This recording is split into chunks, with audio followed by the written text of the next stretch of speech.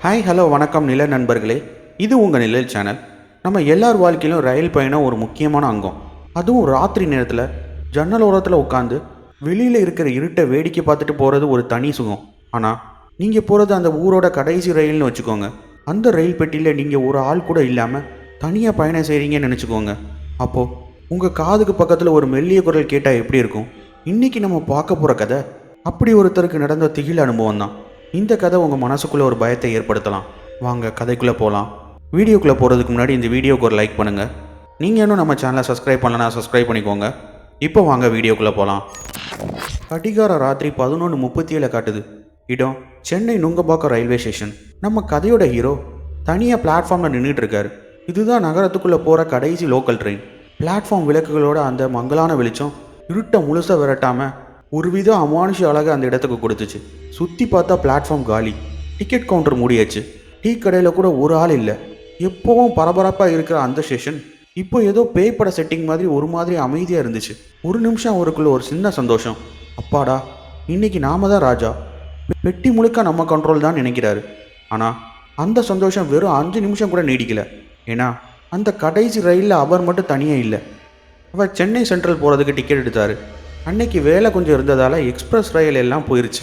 அந்த கடைசி local train தான் அவருக்கு இருந்த ஒரே வழி. ட்ரெயின் ஹார்ன் சத்தம் கேட்டதும் மெதுவாக எழுந்து நின்று ட்ரெயின்குள்ளே ஏறுறதுக்காக ரெடி ஆகிறாரு. அது ஒரு ஓப்பன் டோர் கோச். உள்ளே போனதும் ஒரு நிமிஷம் ஷாக். கோச் முழுக்க கும்மிருட்டு. எங்கேயும் ஆள் நடமாட்டமே தெரியல. எல்லா சீட்டும் காலியாக இருந்தது. அவர் ஜன்னல் பக்கமாக ஒரு சீட்டில் உட்கார்ந்துருக்காரு. உள்ள ஒரு மாதிரியான பழைய இரும்பு வாசனையும் அடைபட்ட காத்தோட வாசனையும் கலந்து அடிச்சுது.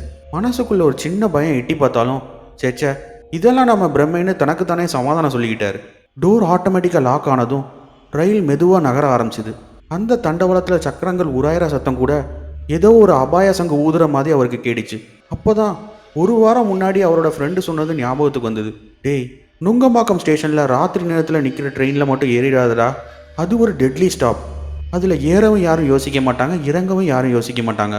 அப்போ அதை கேட்டு என்னடா பேய் படம் நிறையா பார்க்குறியான்னு கிண்டல் பண்ணி சிரித்தவர் இப்போ அதே வார்த்தைகள் காதுக்குள்ளே ஒலிக்கும்போது முதுகில் ஒரு சில்லுன்னு ஐஸ் வச்ச மாதிரி இருந்தது. அந்த அமைதியும் இருட்டும் அவரோட வார்த்தைகளும் சேர்ந்து மனசுக்குள்ளே ஒரு பய விதையை தூவ ஆரம்பிச்சுது. அவர் தன்னோட பையை பக்கத்து சீட்டில் வச்சார். ஒரு நிமிஷம் கழித்து அந்த பை தானாகவே லேசாக நகர்ற மாதிரி ஒரு உணர்வு. வேகமாக திரும்பி பார்த்தா அங்கே யாருமே இல்லை. இது நம்ம பிரம்மதான்னு மனசுக்குள்ளே நினச்சிக்கிட்டாரு. இதய துடிப்பு கொஞ்சம் கொஞ்சமாக ஏற ஆரம்பிச்சுது. ரயில் கிட்டத்தட்ட 60 கிலோமீட்டர் வேகத்தில் போயிட்டு இருந்தது. வெளியில் கும்மிருட்டு. உள்ள அந்த டியூப்லைட்டோட மஞ்சள் வெளிச்சம் மட்டும்தான். அந்த வெளிச்சம் மர்மத்தை கூட்டுற மாதிரி இருந்துச்சு. ஃபோனை எடுத்து பார்த்தா நோ சிக்னல். இது என்னடா வம்பா போச்சு, கரெக்டாக இந்த நேரத்துலேயே சிக்னல் போகணும் அப்படின்னு அவன் நினச்சான்.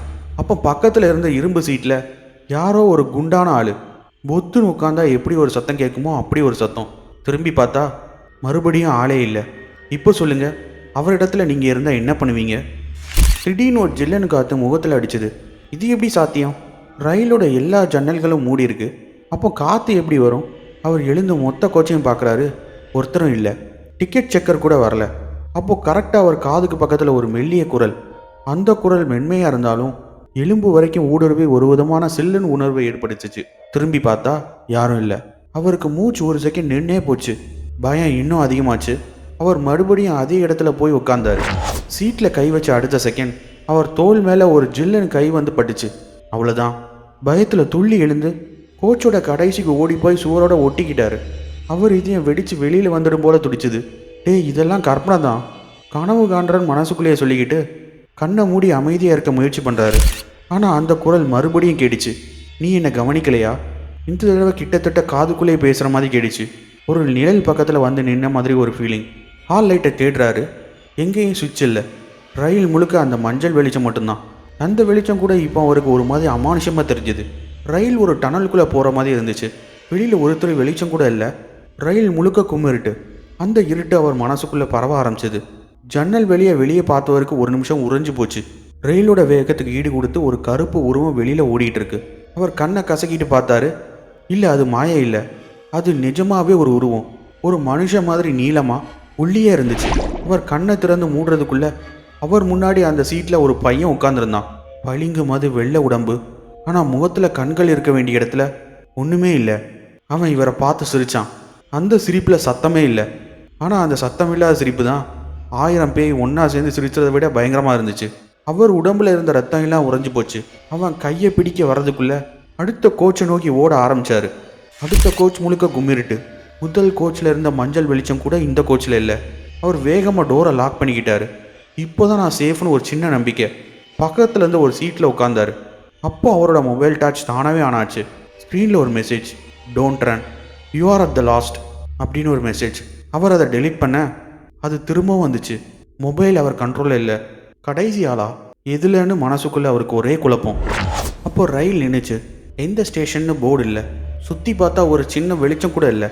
ஜன்னல் வழியாக பார்த்தா நுங்கம்பாக்கம் பிளாட்ஃபார்ம். ஆனால் ரயில் ரிவர்ஸில் வந்துச்சு. இது எப்படி சாத்தியம்? அவர் போனது சென்ட்ரலுக்கு, ஆனால் திரும்பவும் நுங்கம்பாக்கத்துக்கே எப்படி வந்தார்? அதே நேரம் டோர் தானாக திறந்தது. யாரும் ஏறலை. ஆனால் அந்த பையன் மறுபடியும் அவர் பக்கத்தில் தெரிகிறான். இந்த தடவை அவர் மூச்சு காத்து பாடுற அளவுக்கு ரொம்ப நெருக்கமாக. அவன் காதில் கிசுகிசுத்தான், நான் உன்னோட தான் வரேன், நீ இறங்க முடியாது. அந்த குரல் அவருக்குள்ள ஒரு நடுக்கத்தை ஏற்படுத்துச்சு. அவர் கத்த முயற்சி பண்ணுறாரு, ஆனால் தொண்டை அடைச்சிக்கிச்சு. சத்தம் வெளியே வரல. ரயில் மறுபடியும் கிளம்பிச்சு. இந்த முறை இன்னும் வேகமாக. இப்போ தான் அவருக்கு உண்மையான பயனா என்னன்னு தெரிஞ்சுது. உடம்பு முழுக்க வேர்த்து கூட்டுது. பையில் இருந்த அவர் அம்மா கொடுத்த ஒரு ஜெபமாலையை எடுக்கிறாரு. அதை கையில் பிடிச்சதும் அந்த பையன் ஒரு அடி பின்னால் போனான். ஆனால் அவனோட அந்த பயங்கரமான சிரிப்பு மட்டும் நிற்கலை. அந்த ஜெபமாலையை அவர் இறுக்கமாக பிடிச்சதும் அந்த பையன் கண்ணுக்கு தெரியாத ஒரு சுவரில் இடித்த மாதிரி பின்னாடி தள்ளி போனான். அவர் ரயிலோட கடைசி கதவை தேடி போனார். அது லாக் ஆகிருந்தது. எவ்வளோ முயற்சி செஞ்சும் திறக்க முடியல. நீ மாட்டிக்கிட்டன்னு ஒரு குரல் மனசுக்குள்ளே ஒழிச்சுது. இது ஒரு முடிவே இல்லாத பயணம்னு அவருக்கு புரிஞ்சுது. மொபைலில் ரெக்கார்டிங் ஆன் பண்ணப்போ அதில் ஒரு வாய்ஸ் பிரதிபலிச்சுது, நான் உன்னோட கடைசி பயணம். அவரால் அதை ஸ்டாப் பண்ண முடியல. ரயில் மறுபடியும் ஒரு டனலுக்குள்ளே போச்சு. உள்ள கும்மிருட்டு. மொபைல் டார்ச் வெளிச்சத்தில் ஒரு விஷயத்தை கவனிச்சாரு. அவருக்கு நிழலே இல்லை. அவர் கையை பிடிச்சு பார்த்தாரு. நிழல் தெரியல. உடம்புல இருந்த நிழல் பிரிஞ்சு போன மாதிரி ஒரு உணர்வு. அப்போ அந்த பையன் அவரோட நிழலா? அவர் திரும்பி பார்த்தா அவன் அவர் நிழல் மாதிரி அவர் காலடியில் நிற்கிறான். அப்போ அவன் ஏன் நிழல்னா நான் யாரு? அப்போ தான் ரயில் நின்றுச்சு. கதவு திறந்தது. ஒரு ஸ்டேஷன் போர்ட், கடைசி ஸ்டாப், நீங்கள் இறங்க வேண்டும். அந்த வார்த்தைகள் பயத்தை உச்சிக்கு கொண்டு போச்சு. அவர் ஓட முயற்சி செய்ய அந்த பையன் அவர் காலை பிடிச்சான். அவர் தடுமாறி கீழே விழுந்தார்.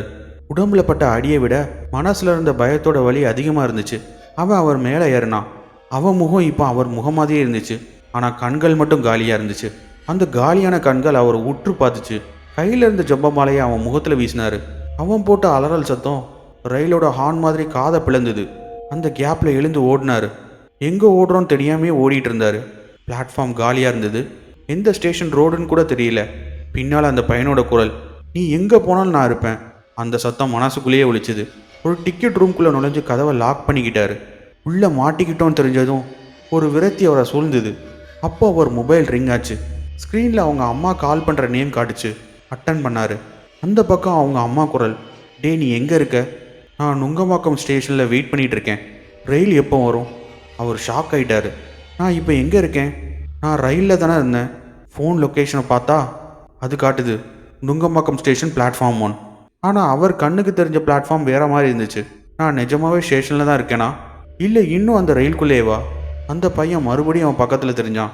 இந்த தடவை அவன் குரல் அவர் அம்மா குரல் மாதிரியே மாறிச்சு. டே வெளியே வா, நான் இங்கே தான் இருக்கேன்.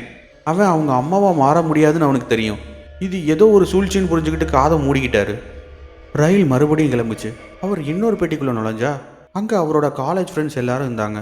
எல்லாரும் அவரை பார்த்து சிரித்தாங்க. ஒரு நிமிஷம், அப்பாடா இதெல்லாம் ஒரு கெட்ட கனவு போல நிம்மதியாக பெருமூச்சு விட்டார். அவர் அவங்க கிட்ட போனதும் அவங்க முகம் எல்லாம் மாறுச்சு. எல்லாரும் அந்த கண்கள் இல்லாத பையன் மாதிரி ஆனாங்க. அவர் கத்த முயற்சி பண்ணியும் குரல் வெளியே கேட்கல. அவங்க எல்லாரும் ஒரே சமயம் அவரை நோக்கி நகர அவர் ரயிலோட கடைசி கோச் நோக்கி ஓடுறாரு. அங்கே ஒரு கதவு இருந்துச்சு. அதில் மேலே எழுதியிருந்தது, exit only for the last passenger. கடைசி பயணிக்கு மட்டுமா? உயிரை காப்பாற்றிக்க வேற வழி இல்லாமல் அந்த கதவை திறந்தார். வெளியில் ஒரு பாலம், கீழே ரயில் பாதை. குதிச்சா என்னாகும்? செத்துருவோமா? அப்போ மறுபடியும் அவரோட அம்மா குரல், ஏய் குதிக்காதடா, நான் உன் கூட வர்றேன். திரும்பி பார்த்தா அந்த பையன் அவன் அம்மா உருவத்தில் நிற்கிறான். அவனோட பயங்கரமான சிரிப்பு இப்போ அம்மா முகத்தில் தெரிஞ்சுது.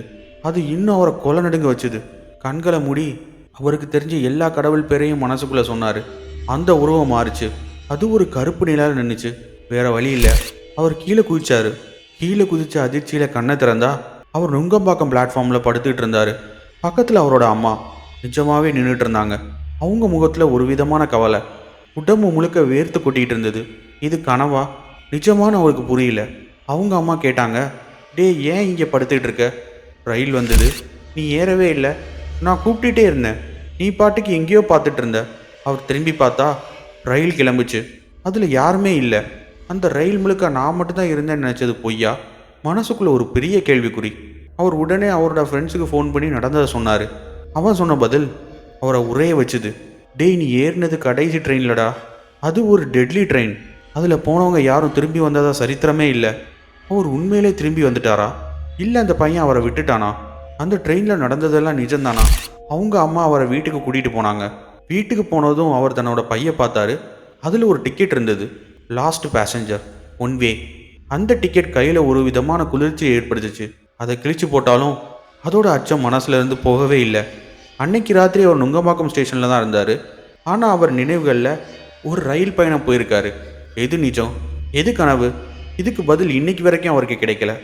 நண்பர்களே, நீங்கள் நுங்கம்பாக்கம் ஸ்டேஷனில் இது மாதிரி ஒரு அனுபவத்தை சந்திச்சிருக்கீங்களா? இல்லை வேறு எந்த ரயில் பயணத்திலேயாவது உங்களுக்கு இந்த மாதிரி திகில் அனுபவம் நடந்திருக்கா? மறக்காமல் உங்கள் கதையை கமெண்ட்ஸில் சொல்லுங்கள். இந்த வீடியோ உங்களுக்கு பிடிச்சிருந்தா ஒரு லைக் பண்ணுங்கள். ட்ரெயினில் ட்ராவல் பண்ணுற உங்கள் நண்பர்களுக்கு ஷேர் பண்ணுங்கள். இந்த மாதிரி மேலும் பல மர்மமான திகிலான கதைகளை தெரிஞ்சுக்க நம்ம சேனலை நீங்கள் சப்ஸ்கிரைப் பண்ணலன்னா சப்ஸ்கிரைப் பண்ணிக்கோங்க. கூடவே இருக்க பெல் ஐக்கானை கிளிக் பண்ணுங்கள். அப்போ தான் நம்ம போடுற வீடியோஸ் உடனடியாக உங்களை வந்து சேரும்.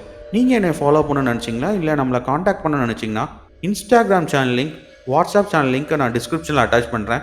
மறக்காமல் ஜாயின் பண்ணிக்கோங்க. உங்களுக்கு இது மாதிரியான ஹாரர் வீடியோஸ் பிடிக்கும்னா ஹாரர் வீடியோஸ் கொண்ட பிளேலிஸ்ட்டை நான் கார்ட்லேயும் டிஸ்கிரிப்ஷன்லேயும் அட்டாச் பண்ணுறேன். மறக்காமல் போய் பாருங்கள். இதே மாதிரி அடுத்து ஒரு ஸ்பைன் சில்லிங் வீடியோவில் நம்ம சந்திக்கலாம். அதுவரை இது உங்கள் நிழல் சேனல்.